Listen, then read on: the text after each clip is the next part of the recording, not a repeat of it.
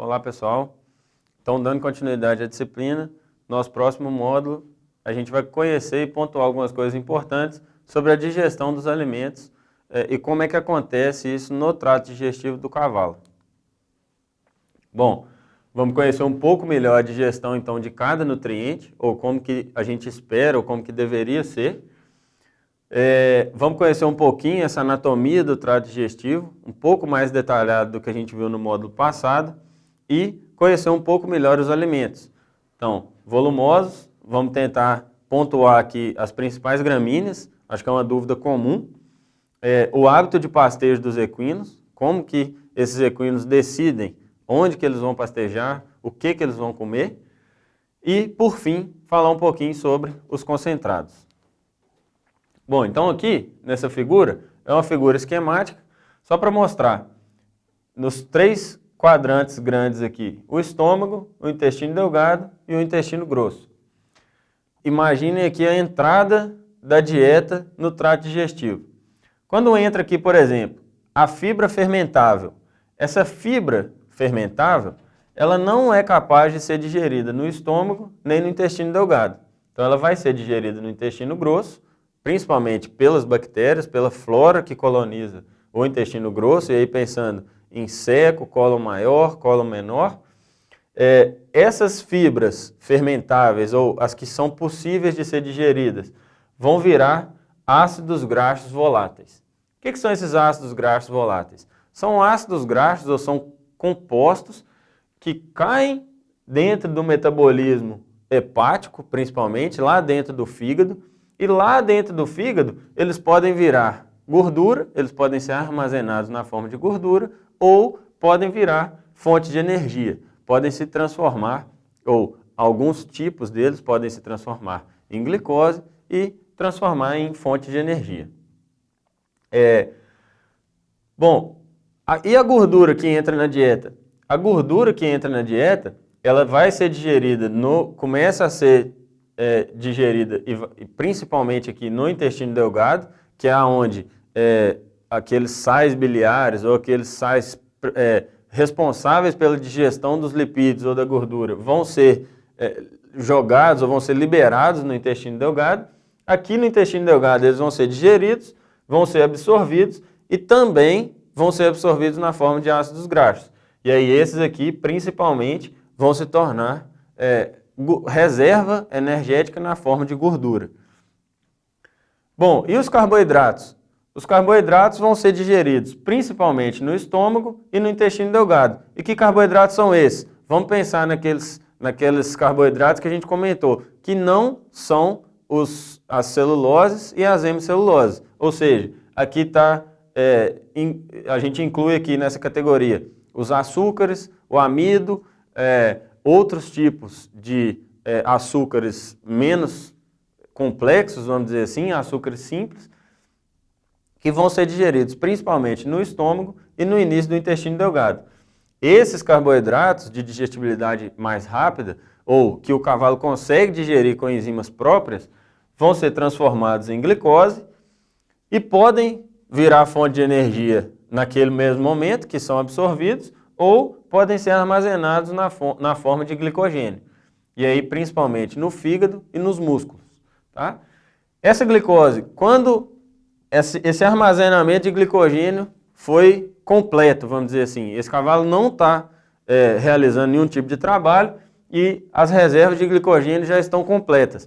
Aí essa glicose passa a uma via alternativa e começa a ser armazenada na forma de gordura, semelhante ao que acontece com o ser humano. Então vamos recapitular aqui. Esse carboidrato que entra na dieta vira glicose, dessa glicose ele vira glicogênio e é armazenado no fígado e no músculo. Quando essa reserva de glicogênio já está completa, essa glicose passa a ser armazenada ou pode ser armazenada na forma de gordura. Bom, e a gordura que vem da dieta? A gordura que vem da dieta vai ser digerida principalmente no intestino delgado, vai ser absorvida na forma de gordura, então entra lá os lipídios, eles vão passar por um processo de emulsificação, de diminuição do tamanho de partículas, vão ser absorvidos e vão ser armazenados, vão ser retransformados em gordura e armazenados nos tecidos, nos adipócitos, ou no tecido adiposo do cavalo, no tecido responsável por armazenar essa gordura. Bom, e a fibra que é digestível? A fibra não vai ser digerida no estômago, não vai ser digerida no intestino delgado. Chegando no intestino grosso, as bactérias vão sim conseguir digerir essa fibra e vão transformá-la em ácidos graxos voláteis. Esses ácidos graxos podem ser transformados, esses voláteis aqui, que são o produto da fermentação da fibra, podem ser transformados em ácidos graxos outros, que vão dar origem à gordura. No caso, então, vão ser fonte de energia, fonte de gordura para ser armazenado e utilizado quando o animal precisar.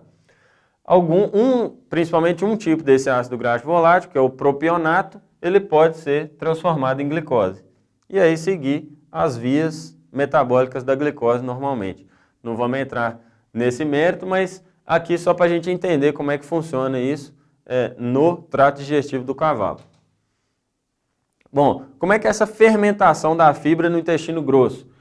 Os carboidratos fibrosos e parte dos não fibrosos, então parte do amido, parte do açúcar vai chegar no intestino grosso. Então, as bactérias que estão presentes lá vão digerir essa fibra. Na digestão dessa fibra, o que essas bactérias vão produzir? Aqueles ácidos graxos voláteis que a gente comentou, que vão participar do metabolismo energético. Mas também vão produzir gases. E esses gases eles são, na verdade, a resultante de uma energia perdida. Então, a energia que foi utilizada para produzir gases, na verdade, é uma energia perdida. E o animal vai expelir ou vai expulsar esses gases do trato digestivo. Mas o papel importante desses micro-organismos é que eles produzem vitaminas do complexo B e vitamina K. Então, como a gente comentou lá atrás, no outro módulo, caso eu tenha uma saúde do trato digestivo do cavalo, eu tenha a fisiologia digestiva funcionando normalmente, eu não precisaria me preocupar com esses dois complexos de vitamina aqui, tanto o B quanto o K, porque eles são produzidos pelos micro-organismos. Bom, lá no intestino grosso, quando esses micro-organismos digerem a fibra e fazem a digestão, eles acabam crescendo e produzindo o que a gente chama de proteína microbiana. No caso do ruminante, ela é muito importante, a gente já comentou, mas no caso do equino, essa proteína microbiana, em sua maioria, vai ser perdida nas fezes, exceto uma pequena porção de proteína e aminoácidos que pode ser absorvida pela parede do seco. Mas em sua grande maioria, elas vão ser perdidas nas fezes. Bom, qual que é a função de cada parte ou de cada fração anatômica aí desse trato digestivo? O cólon maior, que seria parte do intestino grosso, posterior ao seco, tem uma função principal de absorção, principalmente de água e de ácidos graxos voláteis, que seriam produzidos no seco e no intestino grosso como um todo pelas bactérias que colonizam essa região. Além de absorver também minerais e vitaminas, que também seriam produzidos pelas bactérias, como a gente já viu lá atrás. E o cólon menor é a continuação do cólon maior, é a fração, a região anatômica que é mais responsável pela absorção de água, então vai desidratar o material, já começando a formar as fezes, e pela sua característica anatômica, já vai formar as síbalas, que são aquelas bolinhas mesmo que o cavalo defeca.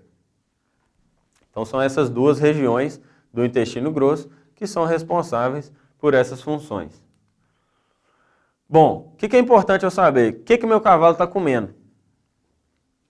Meu cavalo come pasto? Meu cavalo come feno? Come muito concentrado? Come algum tipo de suplemento? Então, para eu conhecer, para eu tomar alguma decisão no manejo nutricional, eu preciso conhecer o alimento, conhecer o que meu cavalo está ingerindo. E se ele estiver comendo pasto? E se ele estiver ingerindo o volumoso oriundo lá da pastagem? Qual forrageira que é essa? Então, acho que é uma dúvida comum.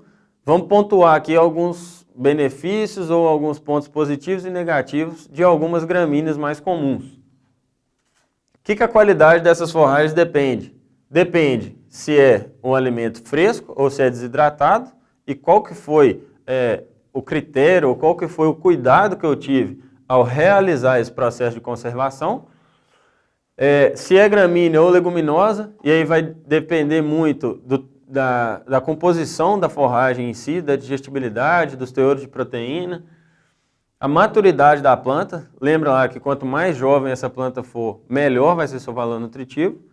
Consequentemente, quanto mais velha, mais lignina, mais compostos ela vai produzir que vão diminuir a digestibilidade dela. As condições de crescimento da planta, então, se eu estou num lugar que chove muito, chove pouco, temperatura mais baixa, por exemplo, pode limitar ou não o crescimento dessas gramíneas, e as condições de colheita. Será que meu cavalo está conseguindo ir lá e pastejar essa gramínea? Será que ela está favorável ao consumo? Às vezes eu tenho um pasto bonito, às vezes eu tenho a gramínea verde, um relvado bem vigoroso, mas a estrutura do pasto não permite que meu cavalo vá lá e pasteje essa gramínea. Então, o que é desejável eu ter na gramínea que o meu cavalo está comendo? Bom valor nutritivo, isso é óbvio, porque quanto melhor o valor nutritivo, quanto melhor a qualidade dessa gramínea, teoricamente, menos concentrado eu vou precisar usar na dieta. Tem que ter palatabilidade, e aqui eu gostaria de trocar um pouquinho esse termo e falar de aceitação. Então o cavalo tem que comer bem a gramínea, não adianta nada ela ser bonita, ter bom valor nutritivo, mas meu cavalo não comer ela bem. De preferência, um tipo de crescimento rasteiro ou estolonífero. Lembra que esse tipo de crescimento, a planta vai enraizando de pontos em pontos. Então, eu diminuo a chance de, no momento em que o cavalo pasteja a gramínea, ele retirar os pontos de crescimento da planta. Então, isso confere a essa planta um pouco mais de resistência ao pastejo, resistência ao pisoteio. Principalmente no caso do cavalo, que tem a capacidade de pastejar muito baixo ou muito perto do solo. Desejo uma gramínea com boa produção de massa, boa produtividade e uma relação de cálcio oxalato maior do que 0,5. Lembra que a gente comentou que quando eu tenho uma concentração ou um teor de oxalato aumentado na gramínea, esse oxalato quela o cálcio ou indisponibiliza o cálcio e aí vai levar a todos os prejuízos ou todas as consequências de uma deficiência desse mineral. A principal delas que a gente comentou é a cara inchada, pelo metabolismo alterado do cálcio. Então eu sempre vou preocupar com essa relação aqui, que ela seja maior do que 0,5. E uma boa relação folha-haste, porque quanto mais folha eu tenho, maior a digestibilidade da gramínea. E consequentemente, quanto mais haste, menor é a digestibilidade e mais difícil fica a apreensão e o pastejo dessa gramínea.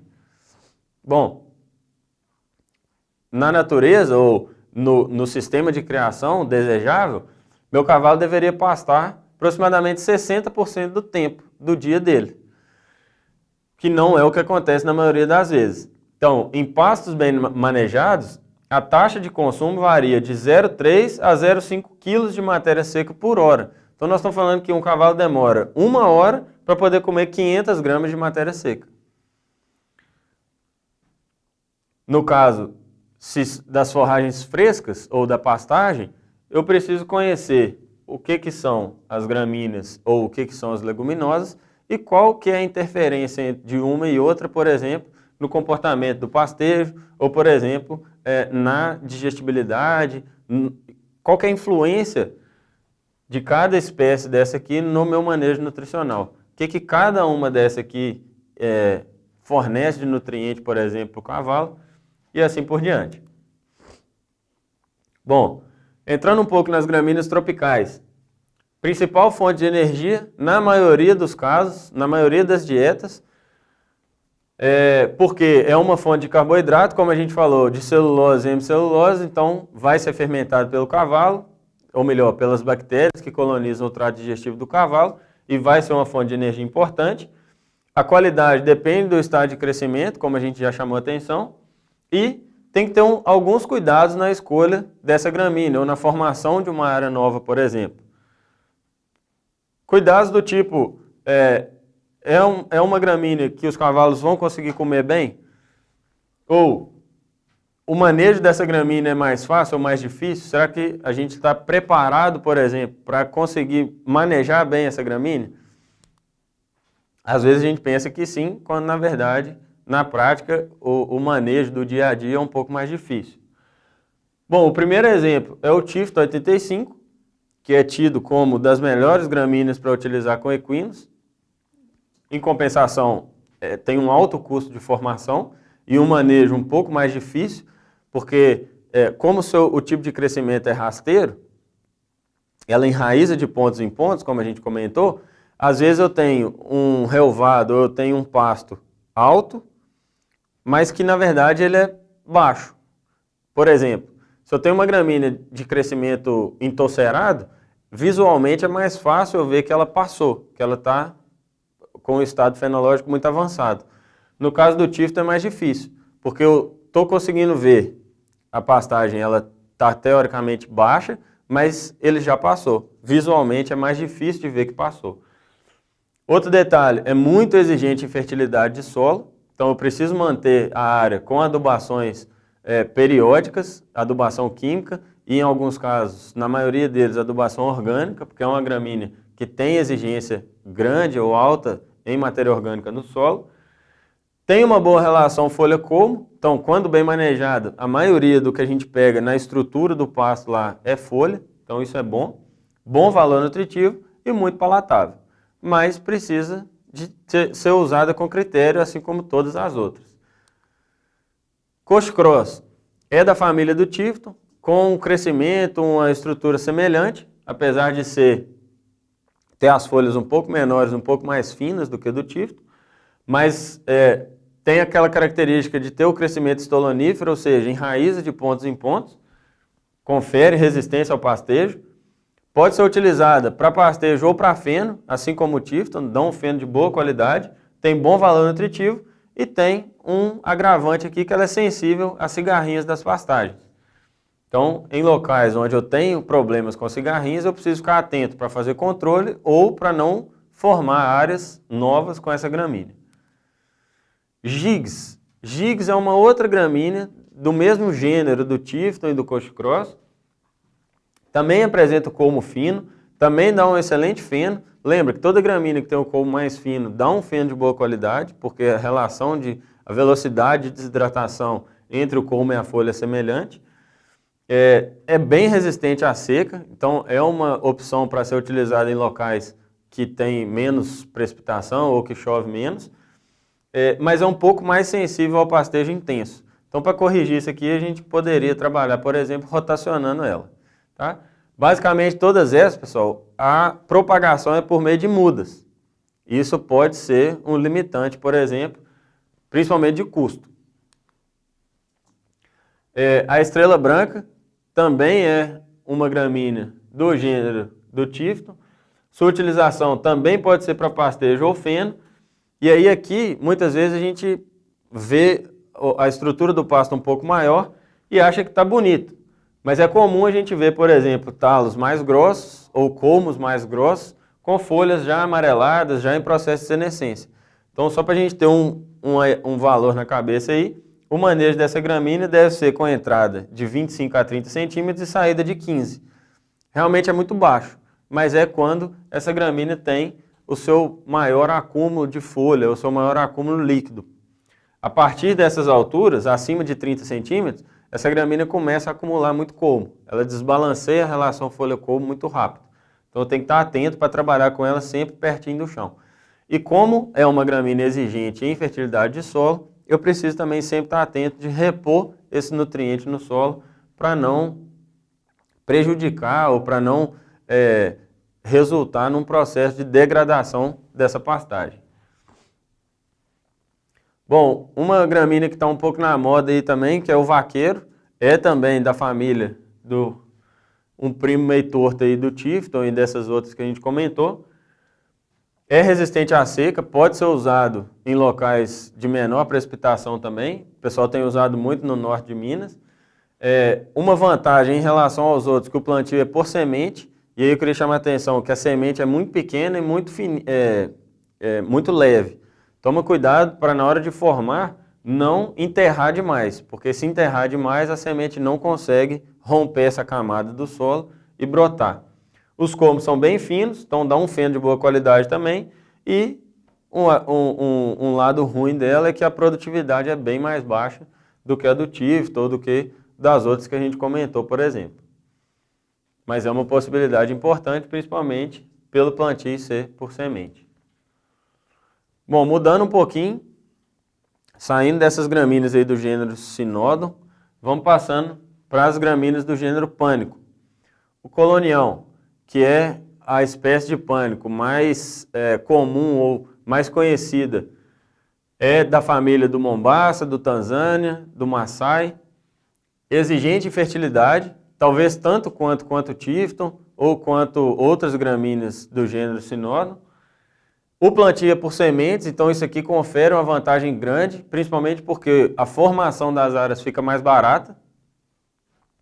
Preocupar aqui com a relação, em alguns casos, pode ter alto oxalato, então lembrar sempre que, nesses casos, eu preciso estar atento para a suplementação com mineral, forçar a ingestão de cálcio mesmo, às vezes misturar na ração, ou no caso, se os animais não comem ração, passar a comer uma quantidade pequena só para poder estimular esse consumo de mineral e preocupar com o corte nos lábios, que pode acontecer tanto no colonião e acontece muito no Mombasa. No caso, por exemplo, de animais que precisam de contato direto na embocadura, isso é um pouco mais grave, então tomar um certo cuidado. O pessoal chama no campo aí de boqueira. Uma outra gramínea que é também desse mesmo gênero é o aruana. E aí esse aqui já não tem normalmente não tem aquela concentração mais alta de oxalato. É palatável, o porte é um pouco mais baixo, então facilita um pouco o consumo dos animais, não fica aquela touceira muito grande. É resistente ao pisoteio e tem boa produtividade por hectare, sendo uma opção boa e interessante para ser usado na alimentação dos equinos. O capim gordura, muitos já conhecem, é um capim bem palatável, de crescimento cespitoso. Então, no caso do capim elefante, ele tem uma característica mais relevante para o manejo, que ele não suporta pisoteio e a gente deve trabalhar com menos animais por piquete, ou com a menor taxa de lotação. Então o capim gordura tem uma característica de ter um rebrote um pouco mais lento, e se a gente deixar os animais direto na área, o que vai acontecendo? As reservas energéticas da planta para rebrotar vão sendo exauridas.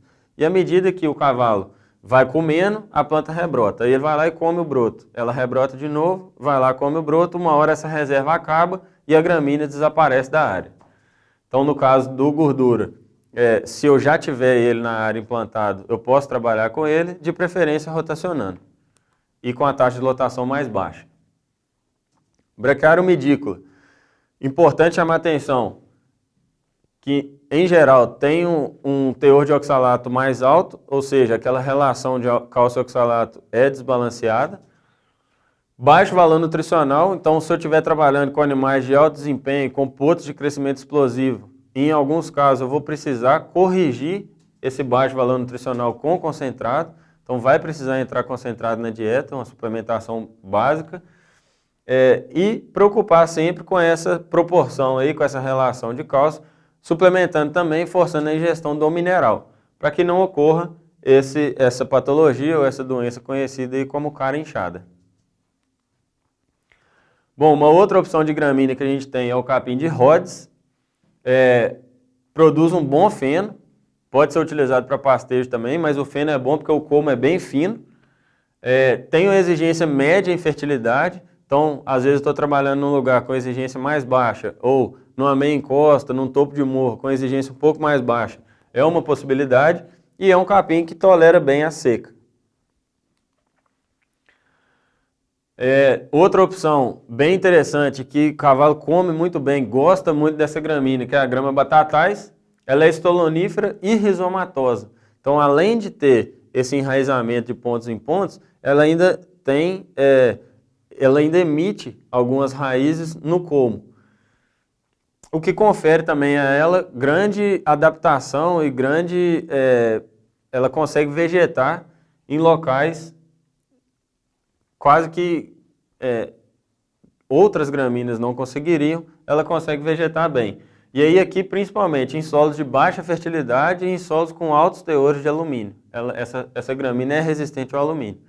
Então, às vezes eu tenho, por exemplo, uma região que não foi corrigida, não foi feita calagem, às vezes eu tenho um pH mais baixo no solo, a grama batatais vai bem.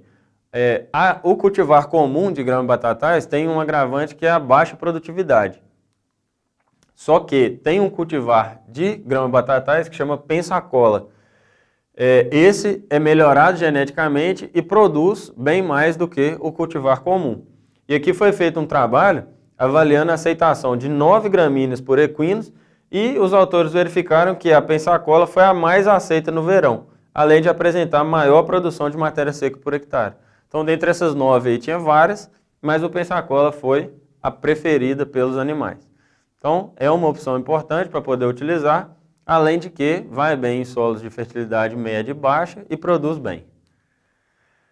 Bom, outra opção, o capim-elefante, de crescimento cespitoso, pode ser utilizado para pastejo também, só tomar cuidado com esse crescimento, com essa estrutura do pasto, porque às vezes fica muito alto e os animais não conseguem pastejar. É palatável, também é exigente em fertilidade, então preocupar com adubações de manutenção, com adubações para manter essa produtividade. Pode ser usado como capineira e pastejo, e aí no caso da capineira, utilizar essa capineira nas águas, não deixar para utilizar esse capim-elefante na seca, porque o valor nutritivo cai, o aproveitamento dessa forrageira é muito baixo, então se vai reservar para usar na seca, é melhor deixar ela crescer e fazer uma silagem do capim-elefante do que utilizar ele fresco, picado no coxo, quando o valor nutritivo já é muito baixo. Uma vantagem grande que é a alta produtividade. Talvez seja das gramíneas aí conhecidas a que mais produz, de maior produtividade de matéria seca por hectare. Bom, uma outra possibilidade de gramínea ainda é a Digitaria decumbens. Então, é conhecido como capim pangola, e aí principalmente cultivar transvala. Por quê? Porque ela é resistente a uma doença que dá no cultivar comum, que é esse stunt vírus de CISE aqui. Essa doença, o que ela faz? Ela acelera a divisão e a multiplicação celular da planta. Então a folha acaba ficando enrolada, acaba dando uma série de alterações no crescimento da planta que levam ela a produzir menos, a vegetar com pior qualidade. Então esse cultivar transvala aqui é resistente a esse vírus. Vai bem e vai melhor em solos de boa fertilidade, então preocupar também com essa questão de correção e adubação, e tolera bem a seca, que hoje em dia principalmente é uma vantagem importante. Bom, uma outra opção é o Sensus ciliaris, que é conhecido aí como capim búfalo, abundante em folha, perfilha muito, bem resistente à seca. Nós estamos falando aí de um capim que precisa de 500 a 600 milímetros para poder fechar o ciclo. Produz bem, de 4 a 15 toneladas de matéria seca por hectare. É muito sensível à cigarrinha. Então toma cuidado em lugar que tiver cigarrinha quando for utilizar o búfalo. E atentar também para a relação de cálcio oxalato. Preocupar com a suplementação mineral de animais que tiverem em pastagem de búfalo. Finalizando então essas opções de utilização de gramínea, vamos fazer uma pausa para um cafezinho e na volta a gente vai entender um pouco melhor como é que é o comportamento dos equinos quando eles estão soltos em busca de forragem ou esse hábito de pastejo propriamente dito.